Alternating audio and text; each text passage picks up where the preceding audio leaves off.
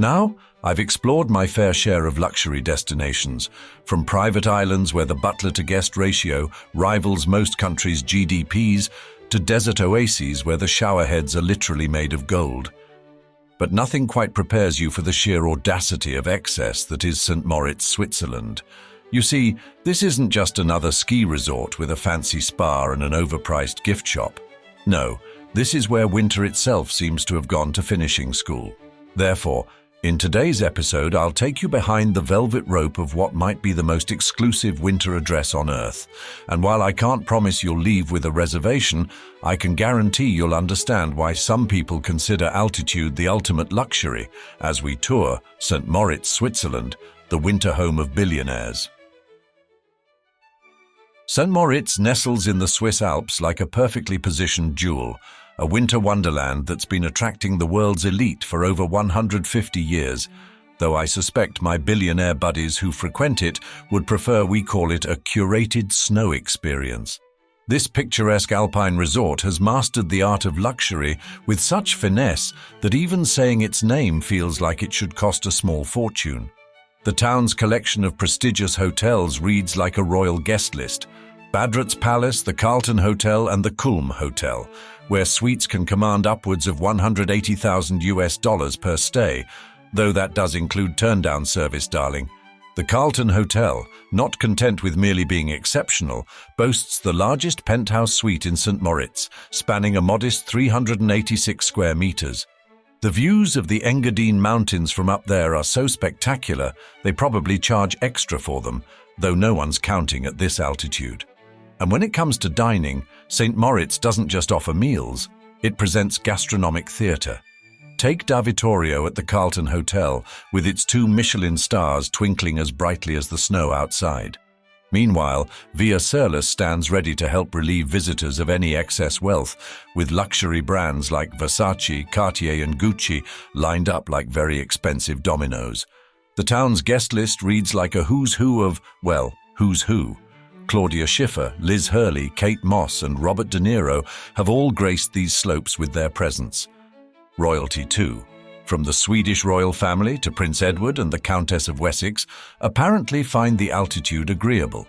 Even getting here is an exercise in exclusivity. Many visitors arrive via private jet at the nearby Samadan Engadine Airport, while others opt for helicopter transfers because sometimes the road less traveled is actually 500 feet above it. The resort offers over 350 kilometers of ski slopes across 4 main areas, though skiing here is less about the sport and more about the statement. Where else can you casually suggest a spot of hang gliding off skis or arrange a private moonlight ski session through your hotel concierge? Naturally, just don't forget to mention it at dinner later, and the social calendar proves equally impressive.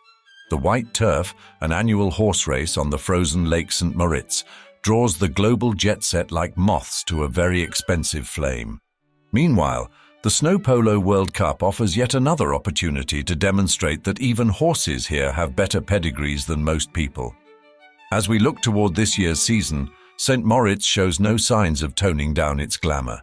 It remains a place where natural beauty meets supernatural wealth, where every snowflake seems personally curated, and where the phrase winter wonderland feels less like a description and more like an understatement. St. Moritz's story stretches back far beyond its current status as a billionaire's snow globe, though I doubt those Bronze Age settlers were quite as concerned about thread counts and champagne vintages.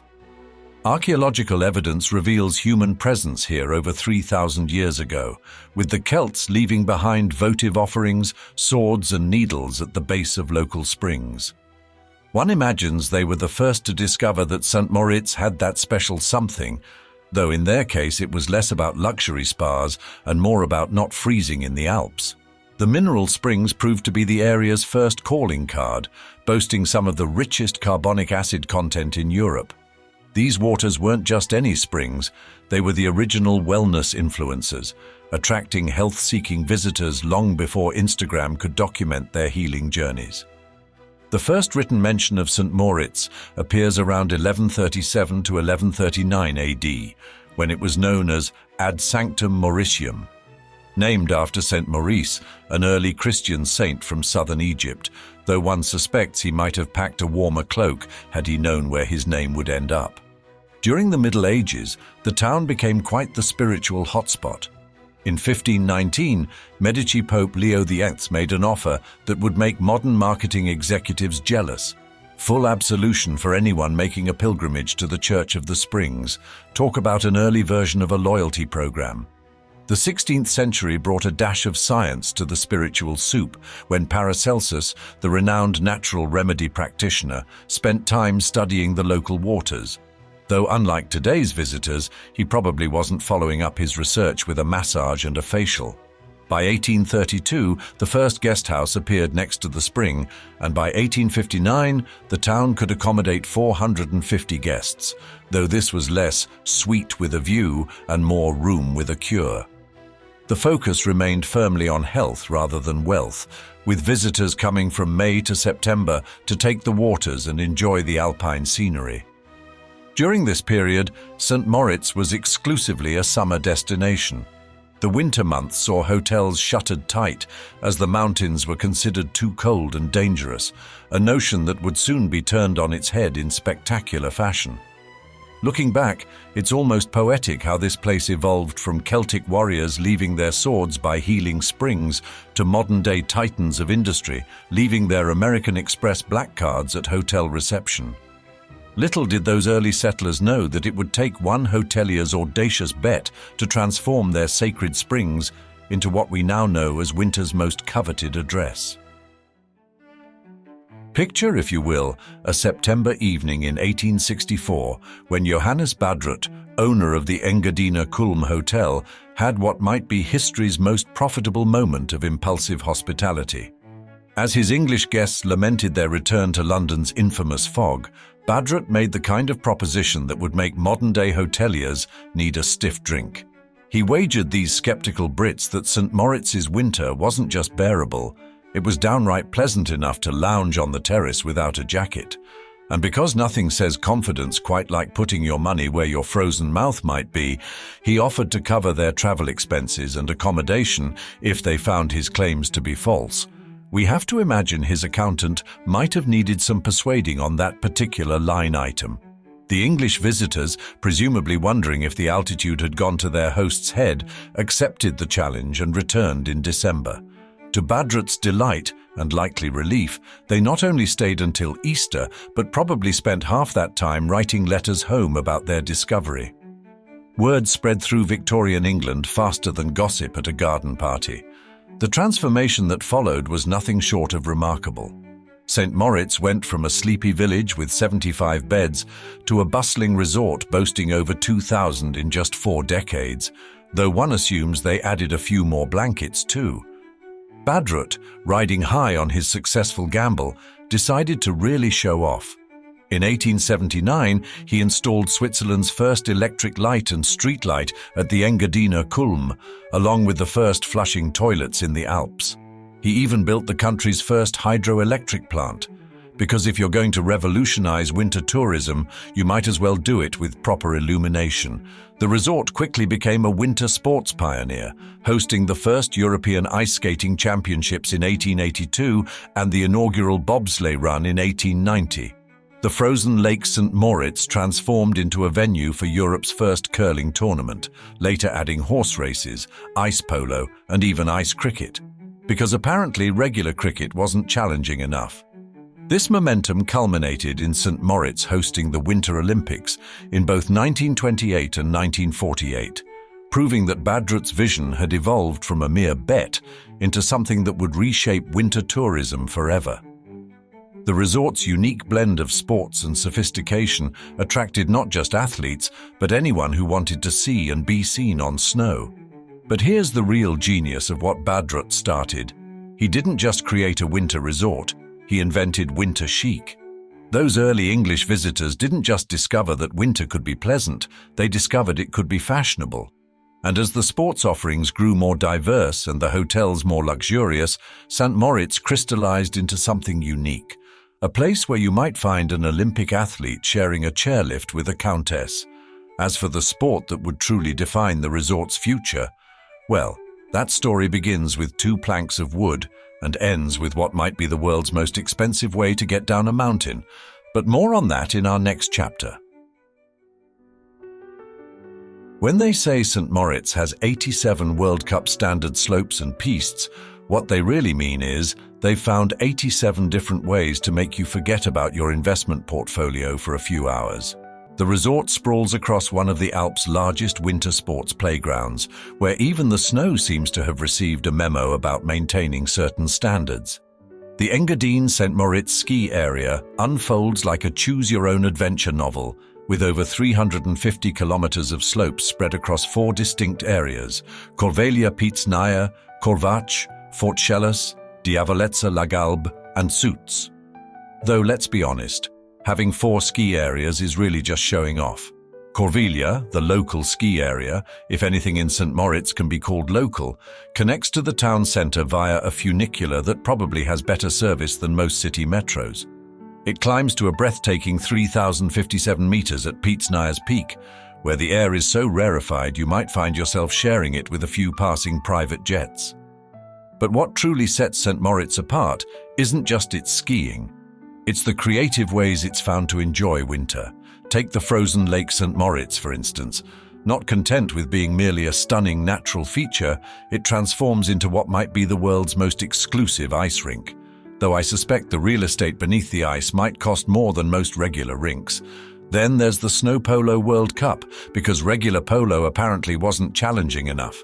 Picture, if you will, thoroughbreds galloping across a frozen lake while their riders attempt to play polo, as one does. The annual white turf horse racing event follows similar logic, proving that St. Moritz never met a winter sport it couldn't make more glamorous. The Olympia Bob Run stands as perhaps the most dramatic testament to St. Moritz's winter sports legacy. It's the world's only remaining natural ice track for bobsledding, which means every curve and straightaway is crafted by hand each season. For those who find daylight skiing too pedestrian, St. Moritz offers night skiing under the stars. Though given the clientele, I wouldn't be surprised if some guests request their own personal constellations.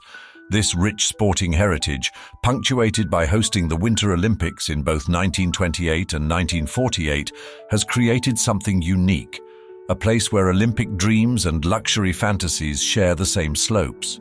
Where else might you find yourself riding a chairlift with both a gold medalist and a gold card holder? But as the sun sets behind those pristine peaks and the last skiers make their way down illuminated runs, St. Moritz reveals yet another dimension of its winter wizardry. For while the slopes might close, the real show in this alpine theatre is just beginning to unfold. And darling, you haven't seen anything yet. As twilight settles over St. Moritz, the day's adventures on pristine slopes give way to evenings of refined indulgence. Take Badrutt's Palace Hotel, standing proud since 1896 with its 157 rooms and suites, where the pool and spa complex offers views so stunning they make you forget you just spent 2,000 francs on a massage, though the scenery does help ease the sting. The Carlton Hotel, not to be outdone, sends its Bentley fleet to collect guests, because after a day of black diamond runs, one should naturally return home in black leather seats. Their Michelin-starred restaurant serves the kind of meals that make you understand why they don't print prices on the menu, while their sommelier probably knows more about your wine than you do about your own family history. Via Surlis, the town's answer to Rodeo Drive, stands ready to help you commemorate your vacation with something sparkly from Cartier or couture from Versace. The street itself feels less like a shopping district and more like a museum where everything happens to be for sale. As night falls, the legendary King's Club comes alive, channeling Studio 54's spirit with an alpine twist. Meanwhile, Devil's Place claims to house the world's largest whiskey collection, though after sampling enough of it, who's really counting? The bars here share an unspoken agreement. If you have to ask about prices, you might be in the wrong town. What truly sets St. Moritz apart, however, is its masterful balance of opulence and discretion. Unlike other prestigious resorts where paparazzi lurk behind every lift pole, St. Moritz has perfected the art of letting the elite mingle with mere mortals without making either feel uncomfortable.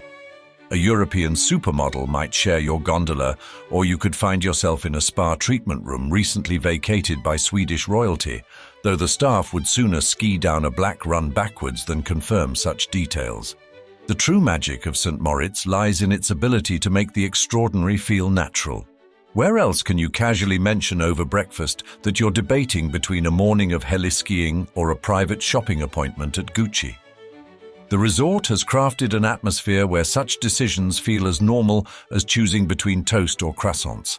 This is St. Moritz's greatest achievement, creating a world where luxury isn't just about price tags and prestigious labels, but about moments of perfect refinement, where even the air seems filtered through diamond dust and every sunset looks like it's been color-corrected by a master photographer. As we look to the future, St. Moritz continues to demonstrate why it remains the crown jewel of winter resorts.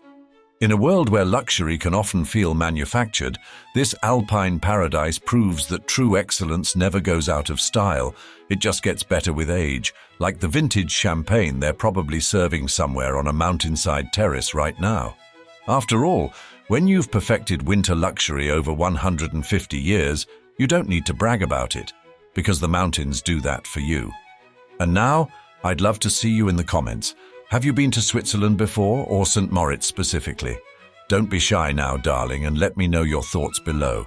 With that said, thanks for joining me, Sir Luxury, for another episode, and ta-ta until the next one.